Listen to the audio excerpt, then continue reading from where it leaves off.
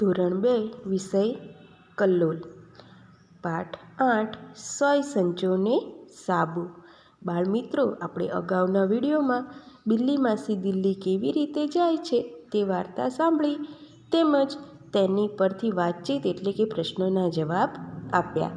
હવે આપણે પાના નંબર 99 ઉપર પહેલું શું થાય તે ક્રિયાને એટલે કે ચિત્રોને ઉદાહરણ મુજબ ક્રમમાં ગોઠવવાના છે. ચલો હવે આપણે પહેલું ચિત્ર એટલે કે ઉદાહરણ જોઈએ. દરજી કપડાં સીવે છે, તો પહેલાં એને કયું કામ કરવું પડે? હા, કાપડ લેવું પડે, પછી એને માપે, પછી કાપે અને પછી સીવે છે.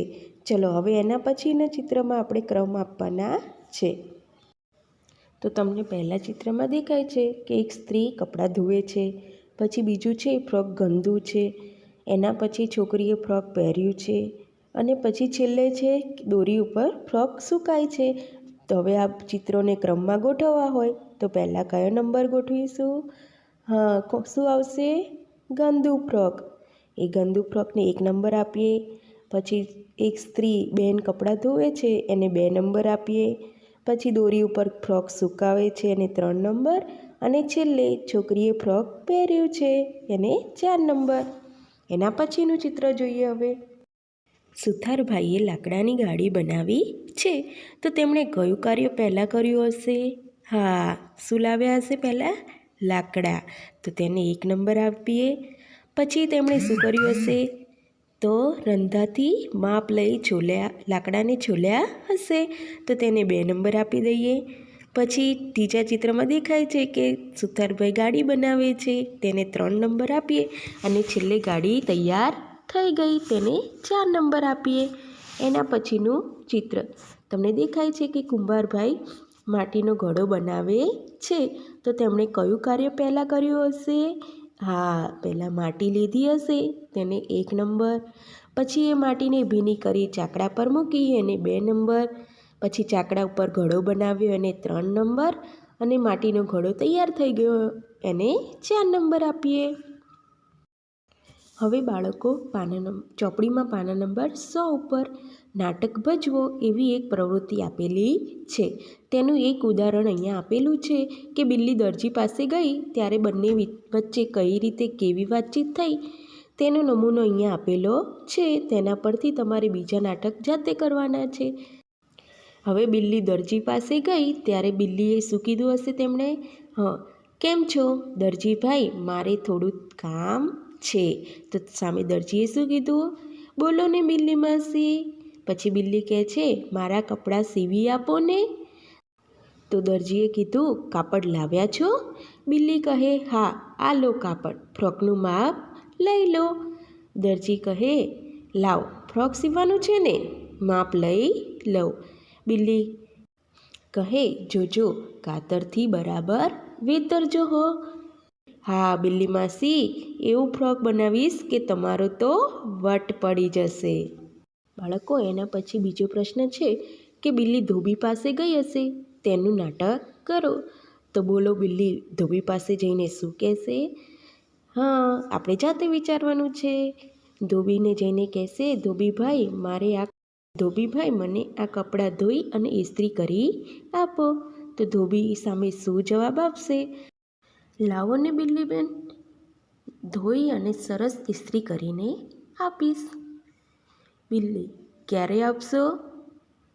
ધોબીભાઈ સાંજે આવીને લઈ જજો.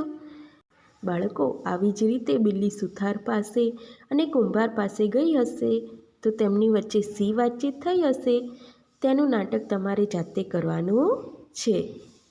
પછીનો પ્રશ્ન છે આ સાધન કોણ વાપરે? કહો અને લખો. અહીં પ્રશ્નમાં આપણને કેટલાક ઓજારો એટલે કે સાધનો આપ્યા છે. એ ઓજાર કોણ વાપરે તે કારીગરનું નામ આપણે સામે જવાબમાં લખવાનું છે. ચલો પહેલાં ઇસ્ત્રી, તો ઇસ્ત્રી કોણ વાપરે છે? ધોબી. પછી છે કાતર કોણ વાપરશે? હા, દરજી. પછી છે મેજર ટેપ, તો મેજર ટેપ કોણ વાપરે? દરજી. પછી છે કરવત, તો કરવત કોણ વાપરે છે? હા, આવડે છે ને બાળકો? કોણ વાપરે? સુથાર. એના પછી નીચે છે સાબુ, તો સાબુ કોણ વાપરે?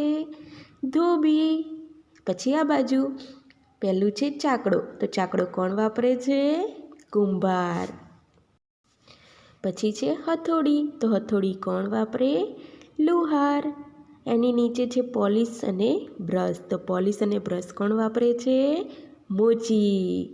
સીવવાનો સંચો, તો દરજી. અને ધોકો, તો ધોકો કોણ વાપરે? ધોબી. હવે ચોપડીમાં પાના નંબર 101.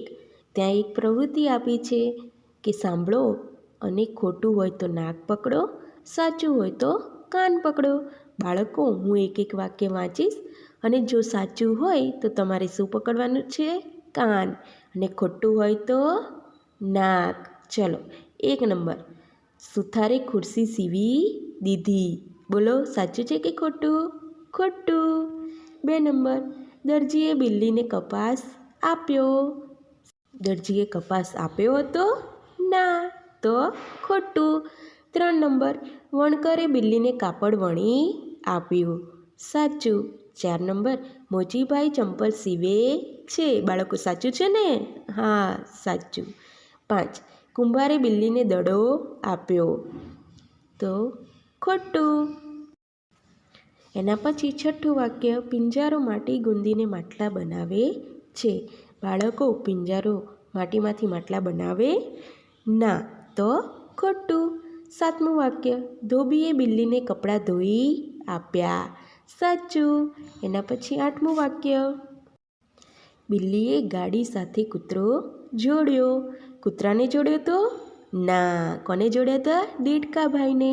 તો 8મું વાક્ય કેવું છે? ખોટું. 9મું વાક્ય, કુંભાર માટીના વાસણ બનાવે છે. માટીના વાસણ બનાવે છે ને કુંભાર? તો સાચું. 10મું વાક્ય,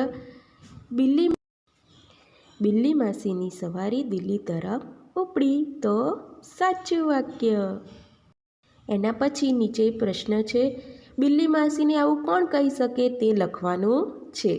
તો આપણે એક વાક્ય બોલી વાંચી અને સામે જવાબ લખીશું. પહેલું વાક્ય, લો આ સિવાય ગયું તમારું ફ્રોક. તો આવું બિલ્લી માસીને કોણ કહેશે? હા, દરજી.